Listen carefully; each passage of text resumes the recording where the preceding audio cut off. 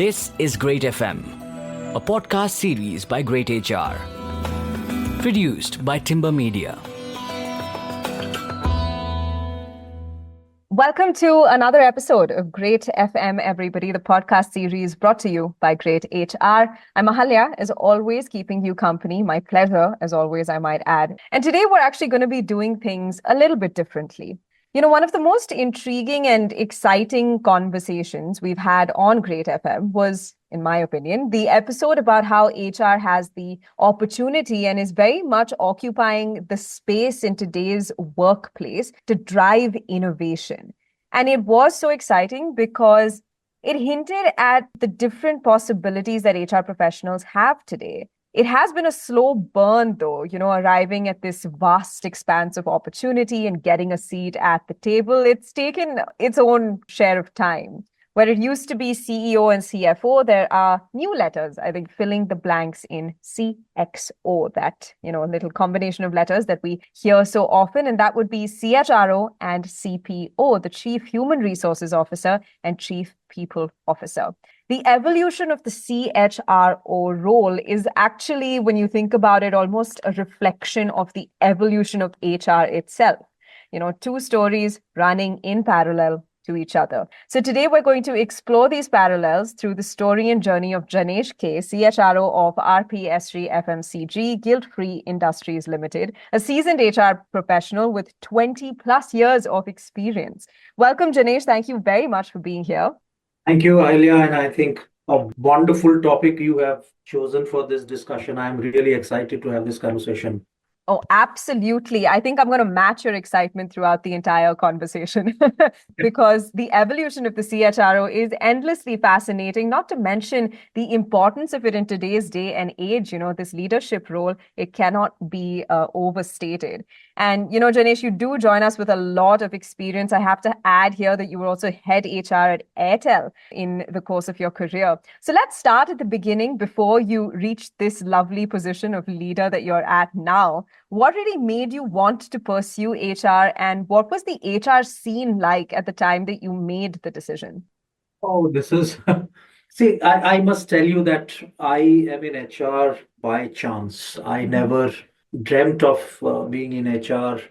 I was looking for a good professional opportunity and to start my career after my engineering. Okay. And I was looking at all possible options of getting into masters of engineering or getting into civil services, where I did invest around 2 years. And parallelly, I did give MBA examinations, of course, not having any particular stream in mind at that point of time, whether I would want to do it in marketing or finance or HR. It so happened that I got a seat in HR, and that's how I was introduced to HR.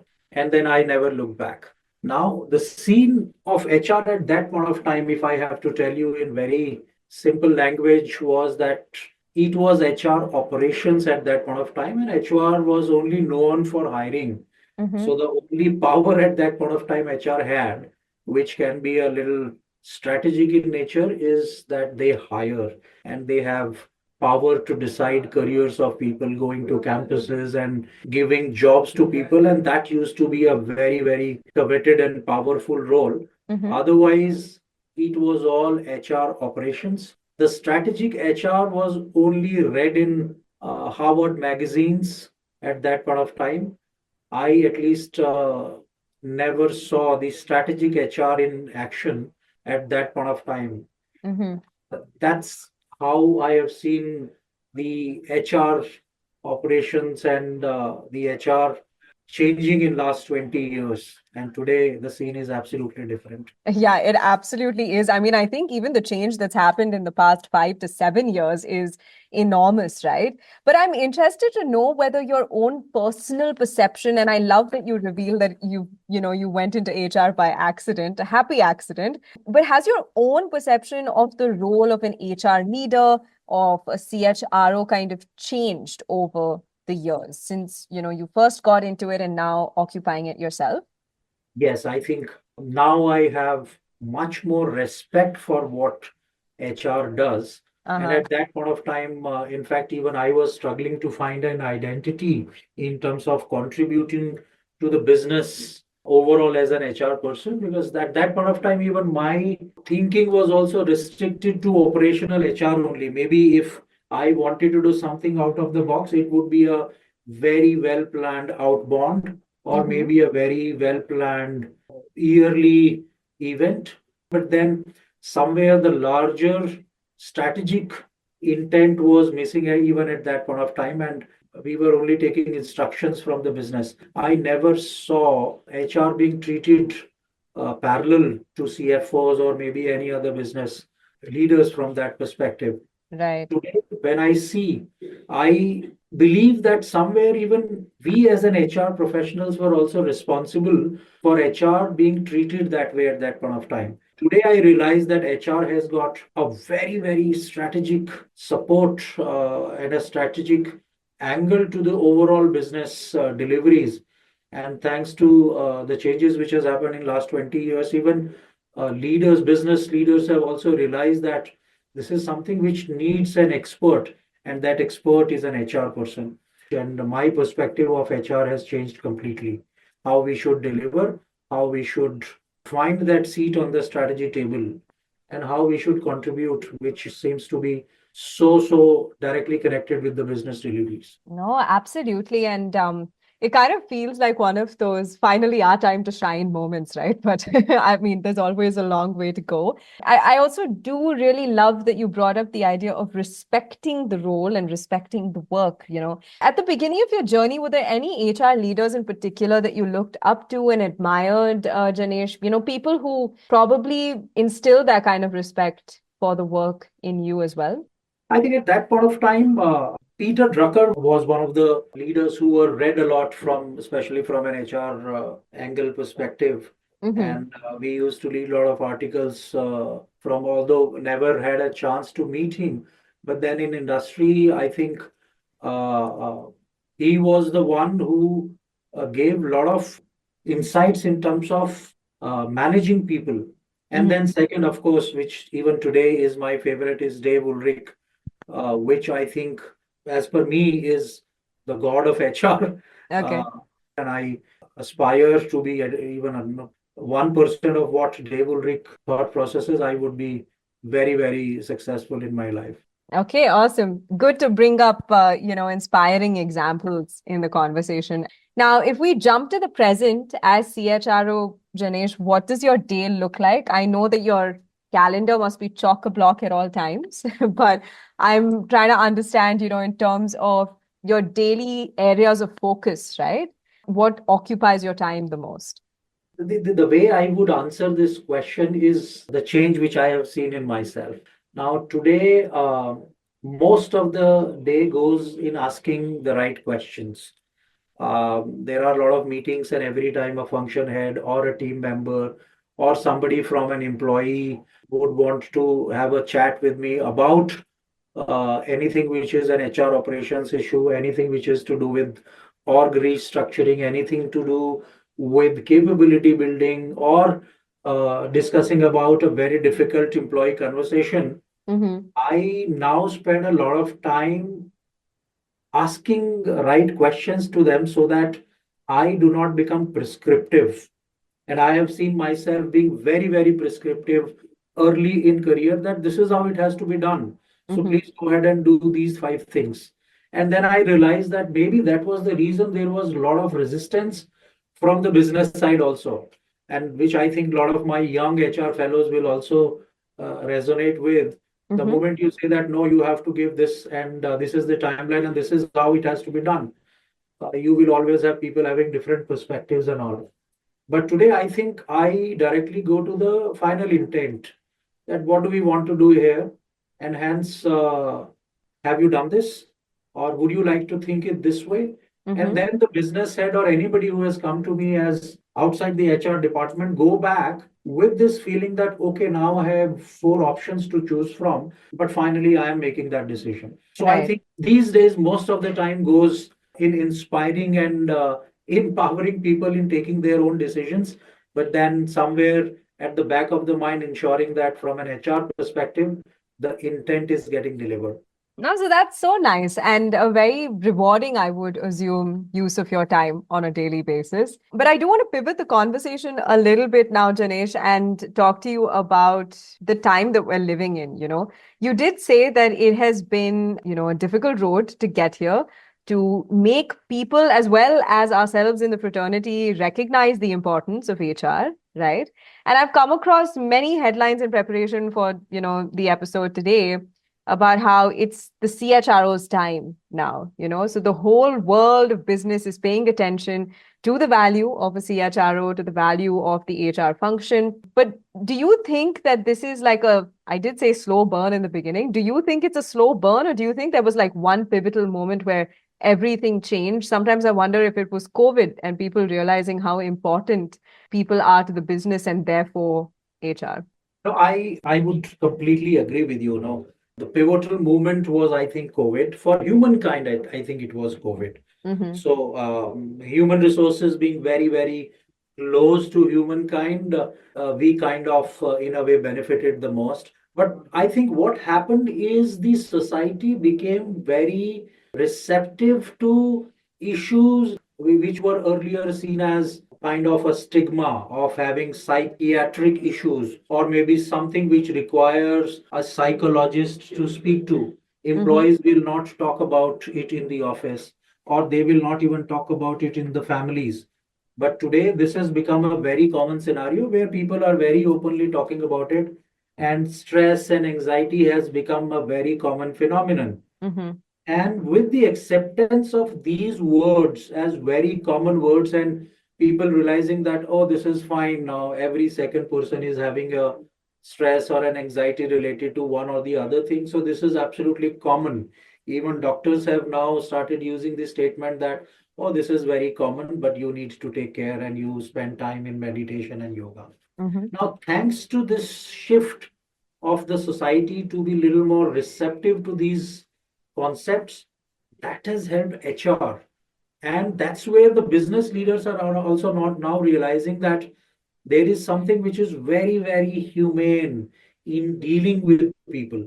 Now, it is not going to be around the processes. It is not going to be having a wonderful performance management system, or maybe a development center, very, very scientific psychometric assessments and all. There is something which is beyond these things, where you want people to have an emotional connect with what these people are doing. So now suddenly we have realized that we occupy human beings, not robots. And when we occupy human beings, we need to deal with them like human beings, and hence the softer aspects. Somewhere we as an HR people see employees as human beings and not employee codes. That's where the difference is. And hence, I think this is the time for HR. This is the time for HR. And now that this seat at the table exists and it's being filled, I think what one does with it is very important as well. So, what is your opinion when it comes to the key roles and responsibilities of a CHRO today? What would you peg those down to be? I think it remains what always have been said is, how am I contributing to the business? How am I equipping my business leaders to make better decisions, especially from an HR perspective?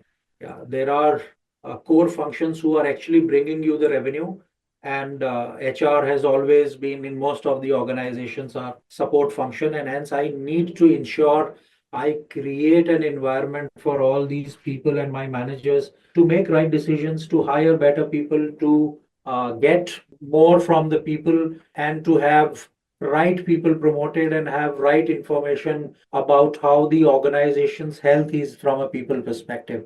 And I think that's where the strategy and operations meet.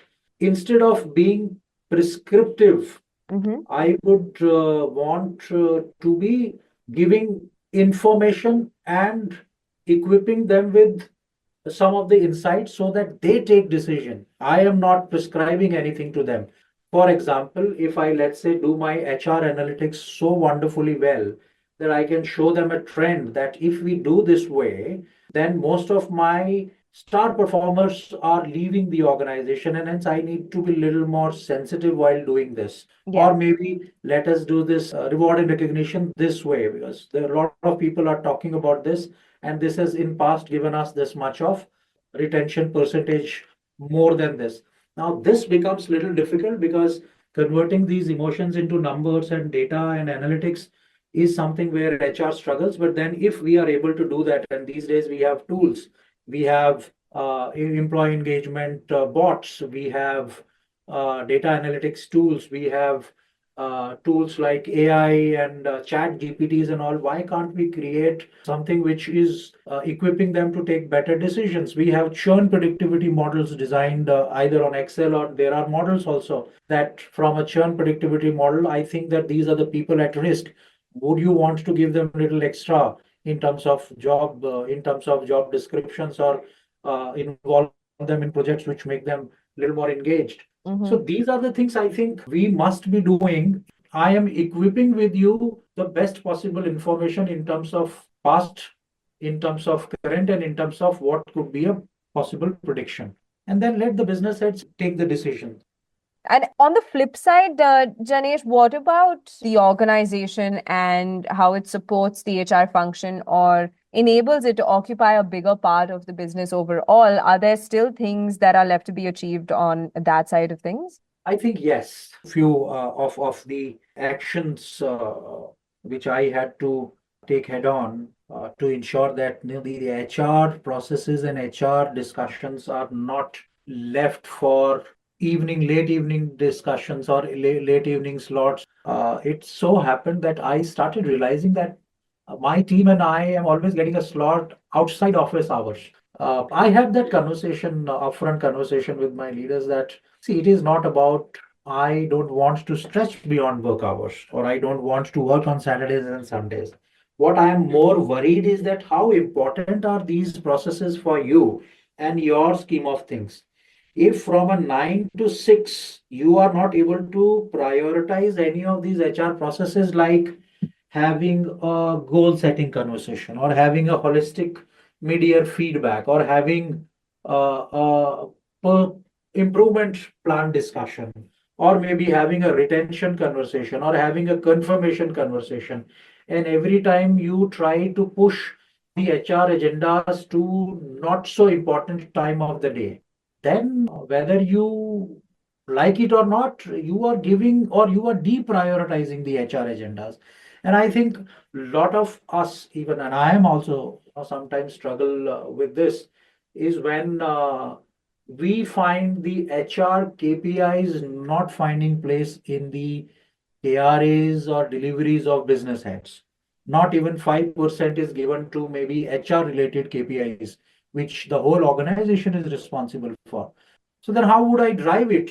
You are designing the system for HR to work in silos. So that's, I think, designed for failure. HR being reporting to CEO, I think, is something which is coming the way for HR being very, very strong in terms of taking calls about culture, about something which should not be done in the way the organization is aspiring to grow. And hence, HR needs to have that free hand. While articles and other frameworks talk about HR being custodian of the culture and all, let HR have complete freedom to do that. And that freedom can only come when HR, CFO, and CEO work parallel to each other, not reporting into one of them. And I think that's something which is a major, major change which organizations should bring if they want HR to really stand up for something which is very, very important from a culture perspective. I think you'll find a lot of people echoing that sentiment as well, Janesh. And I'm quite curious, though, when it comes to the career track of a CHRO, Janesh, from your own personal experience, right? Could you shine a light on exactly who gets to occupy the role of a CHRO? Because there's, significant movement between companies, with only 36% of US CHROs gaining their position through internal promotion, right? And this is a statistic from Patrick Wright. So what's your take on this? Do you think this kind of career trajectory is still the norm, or does it differ across industries? I think no, I would echo with Patrick. This is unfortunately the reality also. And I will tell you why this is happening in at least my understanding. See, as an HR, when we are in the middle management and when we are growing, we are supposed to get things done by requesting, by following up, and by having a very, very conducive and respectful relationship with managers. Suddenly, if you make them the CHRO in the same organization, people find it difficult to accept them.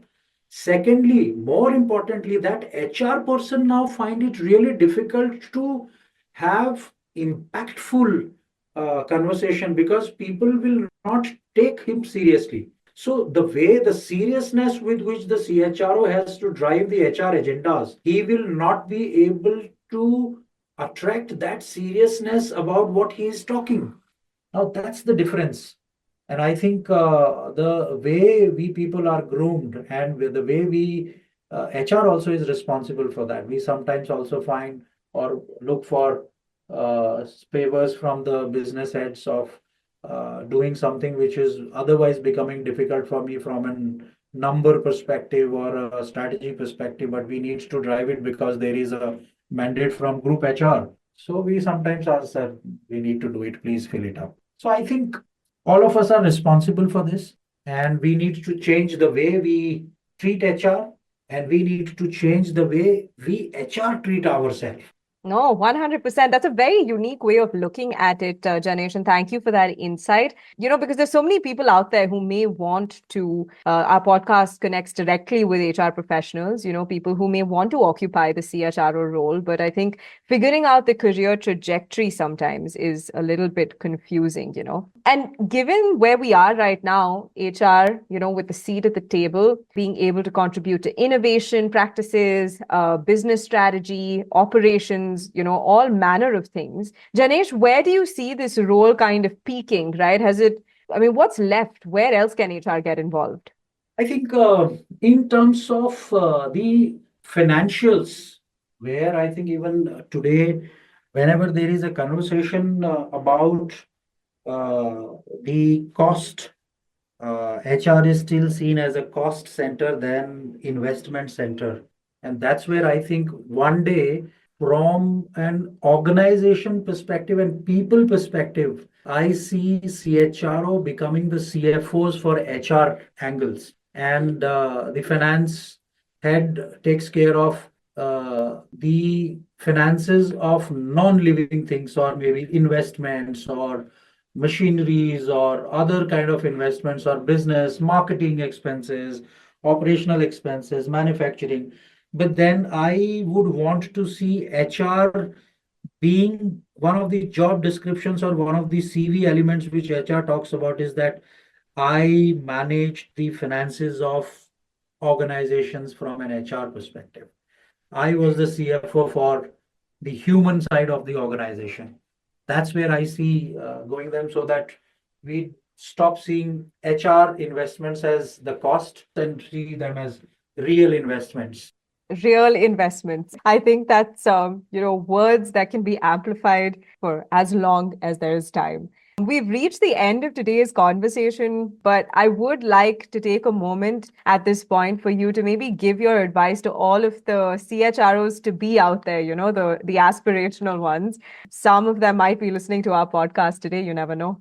Yeah, I'm also learning from my fellow CHROs, and everybody has been to a very, very different journey as an HR head, and all of them, I'm sure, would be having very, very enriching experience in their career. And hence, now, the moment we become CHROs, we are expected to have a perspective of our own.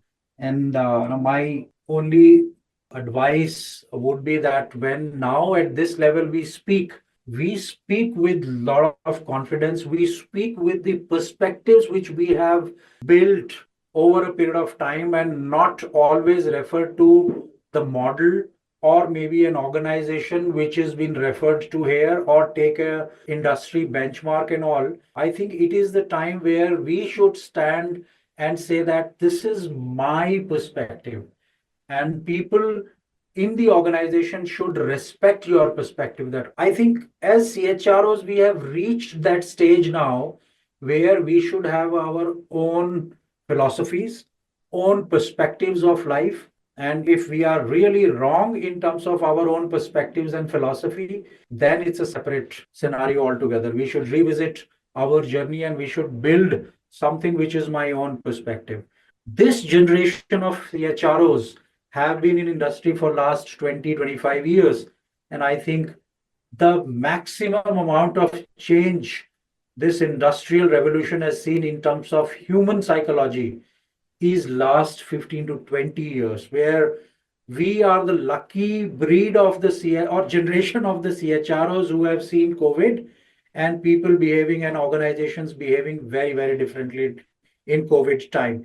We are the people who have seen technology taking over. We are the people who have seen AI taking over. So I think all of us owe this to the HR fraternity and society that we all must write our own books and philosophies on HR. Absolutely. Write your own stories as well. Yeah. That's a very inspiring note to end the conversation on. Thank you so much, Janesh, for being here, for sharing your experiences with us, and for taking us, detailing really the story of HR so far. I think, with your 20 plus years of experience in the area, you've really been able to see it evolve, right, in all of its different forms. And I think that journey is very fascinating and a lot to learn from and take into the future. Thank you so very much for being with us on this episode of greytFM. Thank you so much for having me on the podcast. I really, really enjoyed. Everyone, hope you really enjoyed that and soak up all of the information. You can always come back and listen to it over and over again if there's insights that you still want to pick up on. But thank you very much for tuning in. We'll be back with another episode of greytFM. But in the meantime, as always, stay safe and stay happy. This is greytFM, a podcast series by greytHR. Produced by Timber Media.